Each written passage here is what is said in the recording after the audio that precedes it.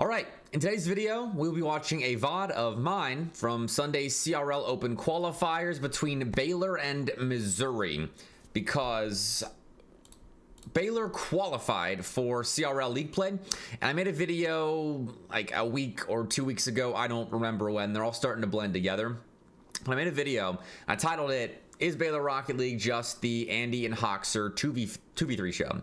And I think that my final decision was it's not 2v3 per se, but it's more like it was 2.5 v3 kind of, because the plan in that specific demo was to send JT ahead, demo St. Clair players. It was St. Clair green that they were scrimming against, and see what kind of space he could create that way with Hockser looking elite on the back line, Andy looking elite in offense, and those were like their prominent roles in that series. And I don't think the roles for Andy and Hockser have changed, but in watching Baylor on Sunday qualify for CRL League play, I think my opinion of them has changed. I don't think any longer it's the Andy and Hockser 2.5 v3 show. I think Baylor is a complete team, and the take that I had, where I thought top CRL teams would be able to exploit Baylor and JT, was off. And I think they have evolved beyond that. So I suppose the take would have been correct if Baylor hadn't improved. But I learned in this series specifically, which I don't have Twitch chat up in game on my stream, but I was getting information from chat from Pac-Man, who is the analytics coach and manager for Baylor's Rocket League roster. As JT makes two beautiful saves right there. And some other people that are on the inside with JT that have known him personally, that he really wants to prove himself badly. He's a senior at Baylor this season, and in all honesty, he's probably getting replaced in the spring. Just knowing Baylor and how elite they want to be, I assume they will be recruiting heavily for the spring. So he's got one semester to prove himself, and he's apparently been grinding like crazy to get up to a level that is good enough to place top 8 in CRL with Andy and Hockser. And I've talked about his story before. I've talked about how cool it is that, you just go to a school and then all of a sudden you're playing with Andy and Hockser in CRL. You get the call up. And so I'm not going to rehash that.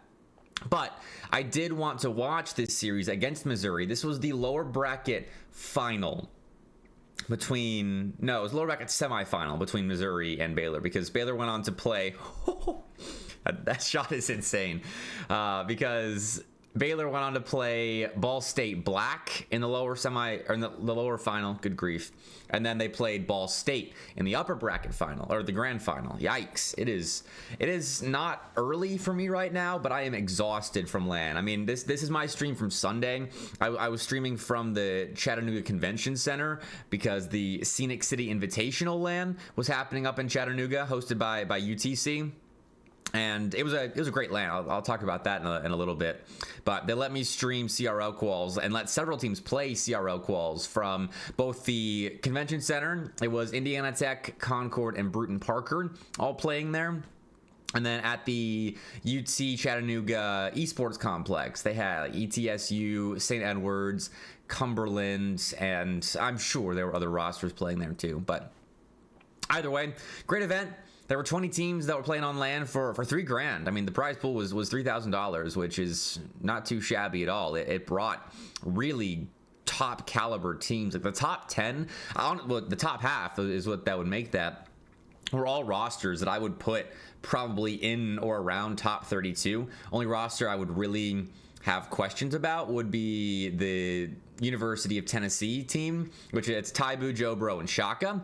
And I don't know if I would call them a top 32 team. I definitely didn't rank them because they don't play CRL and they don't play in any of the major leagues, but still a roster that if they actually played the game together and intended on competing in CRL, they would be a top 32 team, which, oh man, again, Andy and Hockser in offense are so good.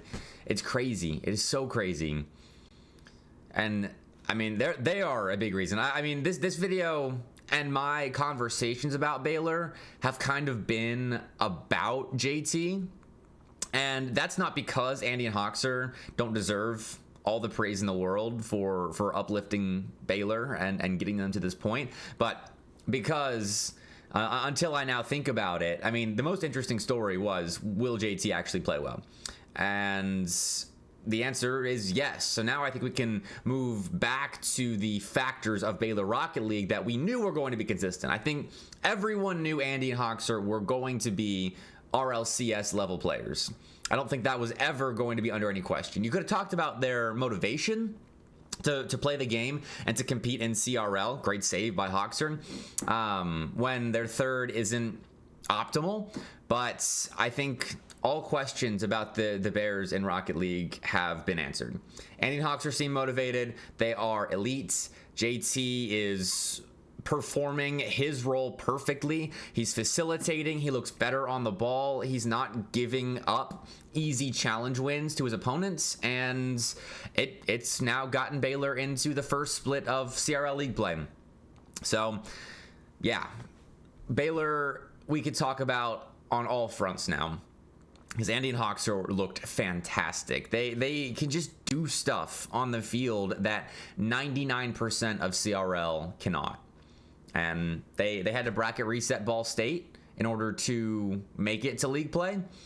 And that is not easy. I mean, Ball State is a phenomenal roster. They were expected to be in league play. And they lost 2 consecutive best of 5s to a Baylor team that lost to the Ball State B team earlier on. So Baylor lost to Ball State Black, dropped the lower bracket, go through to Missouri, then they get revenge on Ball State Black, and then beat the A team in 2 best of 5s consecutively. Such a cool run. And there were other great stories coming out of the open qualifiers. I'm sure most of my videos this week will be open qualifier replays, because Oklahoma Christian is another great story.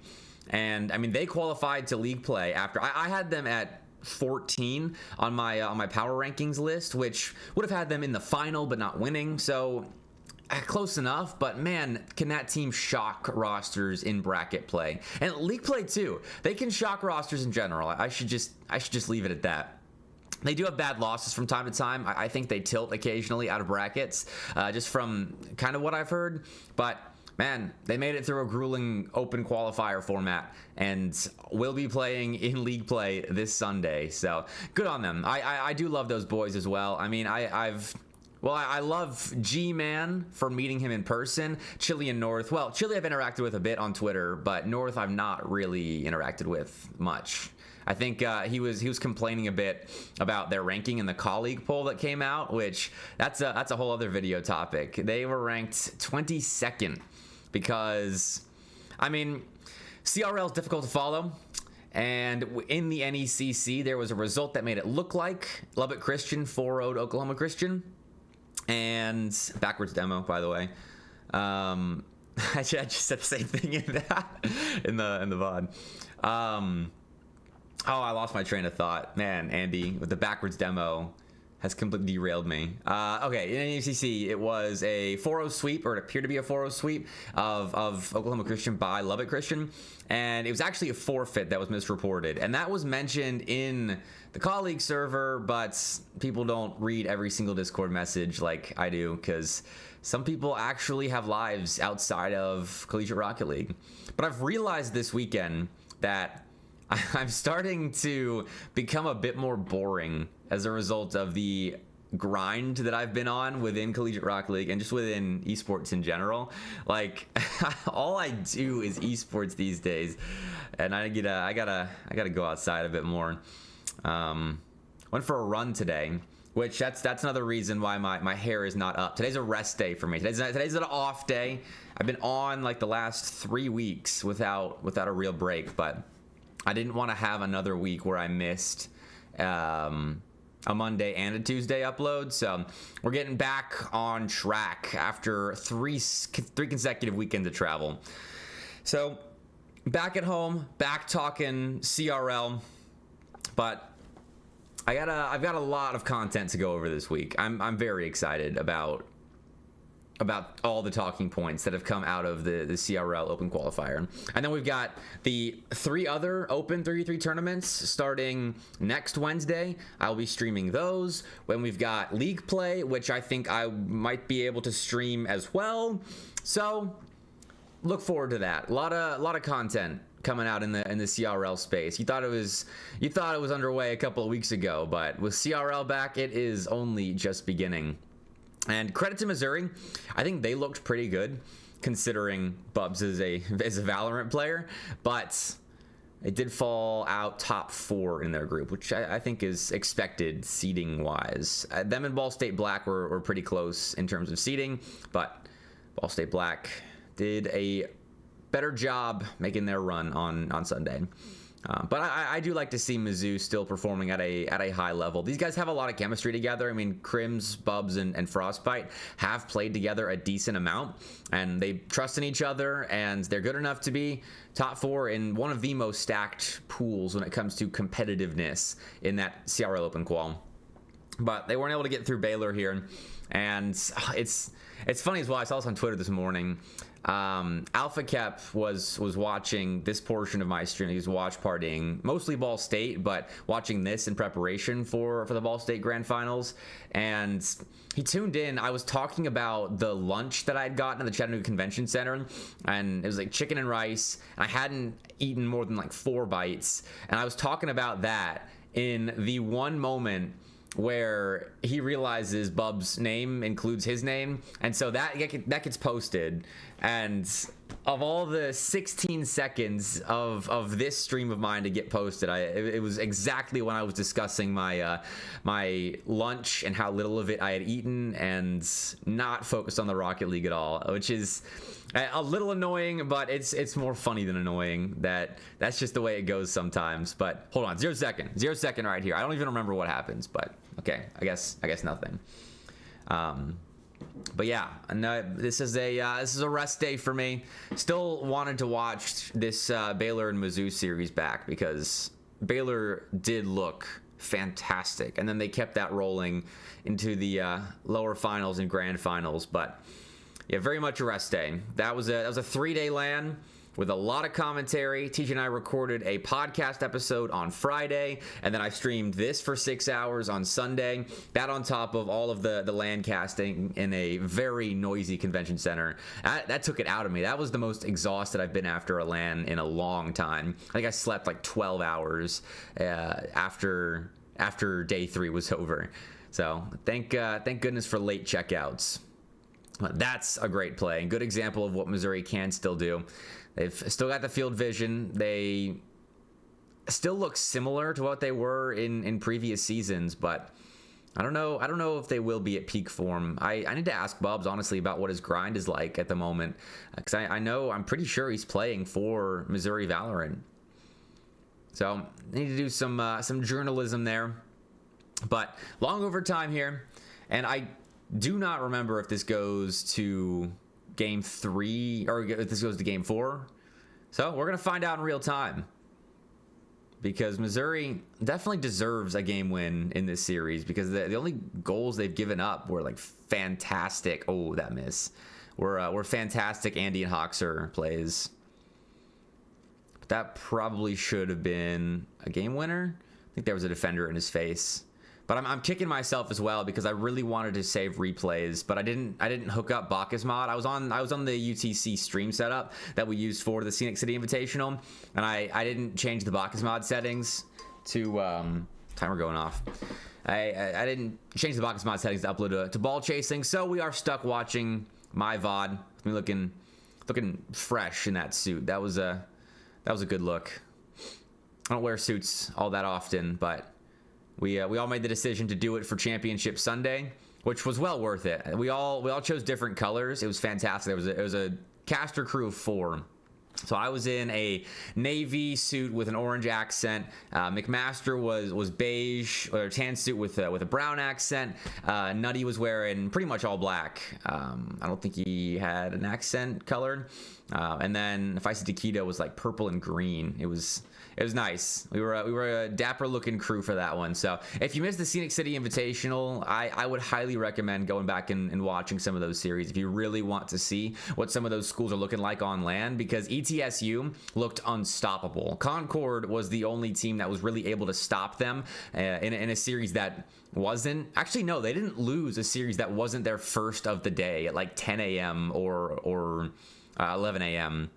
So if you get ETSU play in the afternoon or evening, they did not lose a series in the Scenic City Invitational. But that's not how LAN works. You got to play in the early mornings, which Cumberland couldn't on Saturday. They got upset, lost to Bruton Parker and then St. Edwards in series to drop out on Saturday of the LAN. That was the big shock, and so it was a good LAN for previewing the upcoming CRL season, as well as the DreamHack LANs, the next major fall LAN happening starting on Halloween, actually. So we're gonna have some fun with that broadcast. But if you are inside on Halloween, chilling at home, definitely have the DreamHack Collegiate Invitational on, because we've got that, and then the next weekend is the Bluegrass Boost Battle LAN.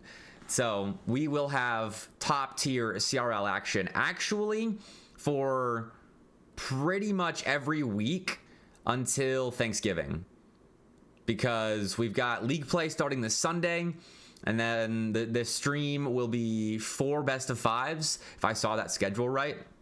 It'll be 4 best of 5s on stream, and then we've got Wednesday qualifiers, and then NECC and NACE are fully underway, although NECC is becoming the, I think, best league for competition at the moment, with some teams not so motivated to play NACE at the very top, but still some good results to come out of that. But NECC will be a bloodbath. Those top 2 divisions are so good. And that's if you want more info on that, watch me and TJ on the Collegiate Exclusive Podcast on Wednesday, going live before Wednesday Night Lights, which the schedule is solidified. It will be probably posted on my Twitter when this video goes up. But man, 5-minute overtime right now. And I hope you've all been watching Baylor's play and how solid it looks. Which 3-0 sweep there, Andy finally ended for us. But man, they looked so solid. Very few weaknesses. I think I saw 1 whiff from JT in defense, and that was it. Like, Baylor played clean Rocket League outside of 1, maybe 2 mistakes.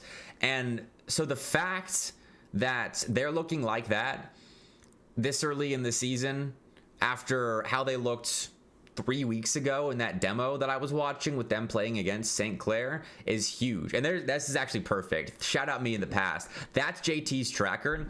Let me turn I don't have the volume set up for this scene, but I'll recap what I was saying, because right there where I have my mouse is probably about the time that Baylor realized that their actual third, intended third, wasn't coming to Baylor. And so they're like, JT, help us out.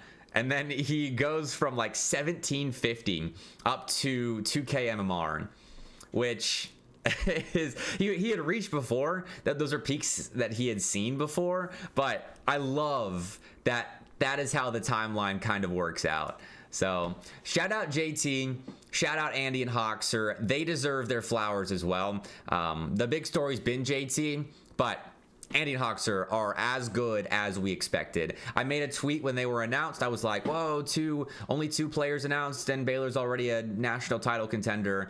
And then I started to maybe walk that back a little bit, but JT stepping up, being on the grind that he's on, has elevated them back into national title contender status. So no longer are Andy and Hockser 2v3ing for Baylor Rocket League. It's a full 3v3. Baylor's a threat. Thanks for watching.